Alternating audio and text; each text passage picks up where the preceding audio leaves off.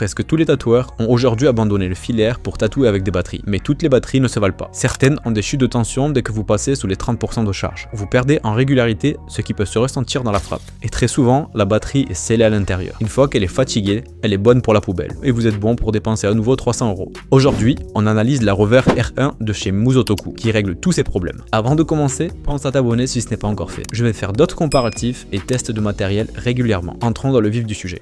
L'un des plus gros atouts de la Rover R1, c'est son système de connectique universel. Contrairement à d'autres marques qui vous forcent à rester dans leur écosystème, Musotoku a conçu un système qui la rend compatible avec quasiment toutes les machines du marché. Que vous utilisez une Bishop, une FK Iron, une Cheyenne ou un grand nombre d'autres marques de machines, vous pourrez utiliser cette batterie. La Rover R1 se fixe solidement sans aucun jeu et vous permet d'utiliser toutes vos machines avec une seule batterie. En ce qui concerne sa stabilité, le secret de la Musotoku, c'est la régulation. La Rover R1 intègre un régulateur de tension qui maintient une onde strictement constante à 100% ou à 1% de charge. Ça vous permet d'avoir la même force de frappe tout au long de la session, ce qui protège votre moteur et assure un travail uniforme tout au long de la session sans avoir aucune perte de puissance. Côté caractéristiques, on est sur une plage de 5 à 12 volts, ajustable par palier de 0,1 V ou en changeant le voltage de 1 V directement. Elle inclut aussi le Nitropulse de Musotoku, un boost de démarrage configurable. Si vous travaillez avec des cartouches à membrane dure ou une configuration d'aiguille large, le Nitropulse donne l'impulsion nécessaire